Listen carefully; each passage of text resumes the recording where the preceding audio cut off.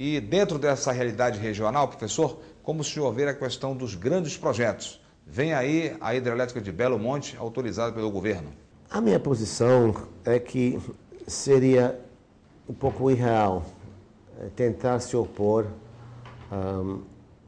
aos investimentos na infraestrutura necessária para o desenvolvimento do país, tipo Belo Monte. Agora precisa ver como é que é feito isso, qual é o processo de planejamento.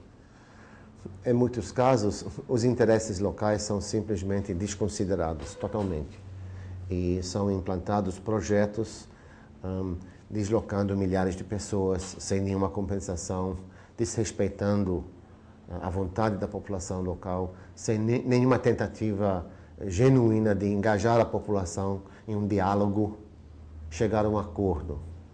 É claro que é muito difícil chegar a acordos, mas às vezes, infelizmente, tem um certo preço que é necessário pagar para o progresso. Agora, existem formas de planejar de uma forma participativa, que integre os interesses das populações afetadas, que tem a possibilidade de minimizar os danos e oferecer compensações para a população, terra, casa, compensação financeira, para que o processo seja o menos danoso possível.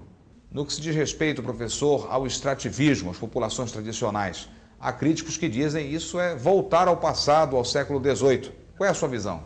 Tem essa forma de pensar. Existe uma escola de pensamento que diz que seria um passo para trás, adotar o extrativismo como instrumento de desenvolvimento. Mas eu discordo totalmente. O extrativismo forma a base da vida e do meio de ser de milhares de pessoas na Amazônia. E são pessoas que cuidam do meio ambiente, gostam do meio ambiente, querem ficar lá, na maioria dos casos. Então, existem experiências com as reservas extrativistas, por exemplo, mostrando que é perfeitamente possível produzir e lucrar extraindo borracha, castanha do Pará, outros produtos da floresta, contanto que tenha apoio. Precisa de novas políticas de apoio, novas estruturas de preço, a inserção em novos mercados, a criação de cadeias de produção, etc. É possível. Agora, não é necessariamente fácil, mas eu acho que é um dos caminhos mais certos para a Amazônia. Saindo agora da zona rural para as áreas urbanas, para as grandes cidades, qual é a sua visão, professor, desses problemas todos, dessas políticas que são tentadas aí, enfim? A própria política de ocupação da região, os conflitos de terra, concentração de terras, a tendência sempre foi para a expulsão de mão de obra. Também você junta isso com a negligência do Estado em termos de ter programas de desenvolvimento rural para os pequenos agricultores de uma forma estruturalmente mais ampla na região. Eu acho que esses fatores também pioraram a situação muito. Se tivesse uma política mais integrada, mais sistemática de desenvolvimento rural, integrando esses conceitos de desenvolvimento sustentável, trazendo novas políticas, novos incentivos e talvez os mercados de carbono podem ajudar muito nessa área, eu acho que a pressão seria não cortada totalmente, mas pelo menos reduzida. E o senhor acredita em alguma reversão desse quadro, professor, com esse modelo de desenvolvimento sustentável que está aí? Enfim, e há clima para ser otimista? Bem, comparado com 20 anos, estamos percebendo agora uma nova maneira de pensar, eu acho, até nas altas escalas governamentais. Está, eu acho que havendo um reconhecimento das limitações do modelo tradicional de desenvolvimento da região amazônica. Eu acho que uma combinação de vontade política dos governos federais, estaduais e até municipais, talvez, junto com a pressão da sociedade civil e o apoio financeiro internacional, isso pode começar a ter uma influência positiva nessas tendências de desmatamento, etc.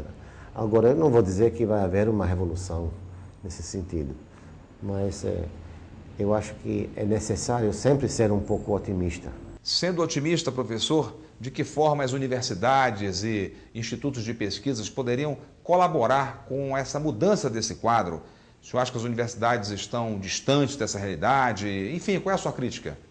Tradicionalmente, se eu não estiver errado, no Brasil não existe uma tradição de engajamento entre as universidades, a vida acadêmica de um lado e a sociedade mais amplamente falado por outro lado. Apesar de ter alguns bons exemplos onde isso já aconteceu, inclusive aqui no Pará. Eu acho que o papel universitário é muito importante.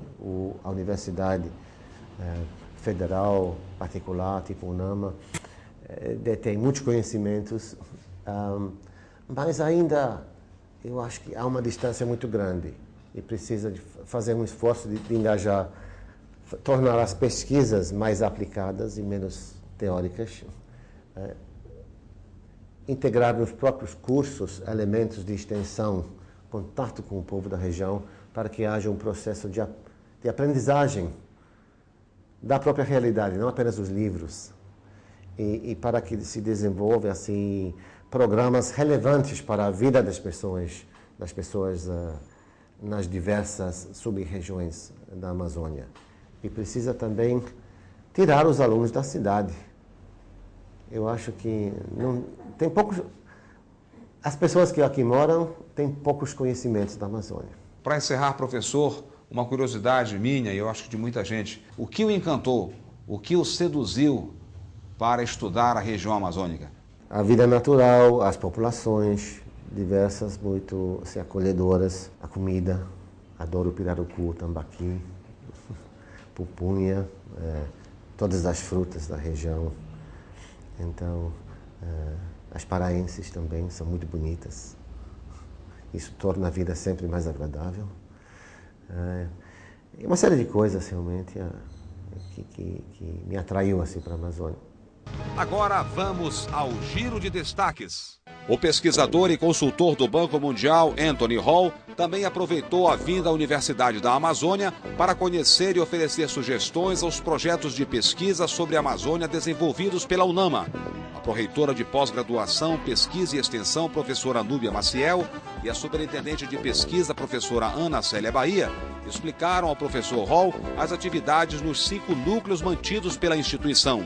Núcleo de Educação e Desenvolvimento, Núcleo de Ciências Jurídicas, Núcleo de Socioeconomias, Núcleo de Qualidade de Vida e Meio Ambiente e o Núcleo de Comunicação, Linguagem e Cultura. No início do encontro, na sala dos conselhos da UNAMA, os pesquisadores apresentaram e resumiram os objetos de suas pesquisas, metodologias, universos de atuação e aplicação prática na sociedade como forma de intervenção para melhorar a qualidade de vida, a educação, cultura regional, meio ambiente e dinâmicas de políticas públicas. O professor Anthony Hall disse que ficou bastante impressionado com o nível dos projetos, os objetivos e o compromisso da UNAMA em colaborar com a sustentabilidade de projetos para a Amazônia.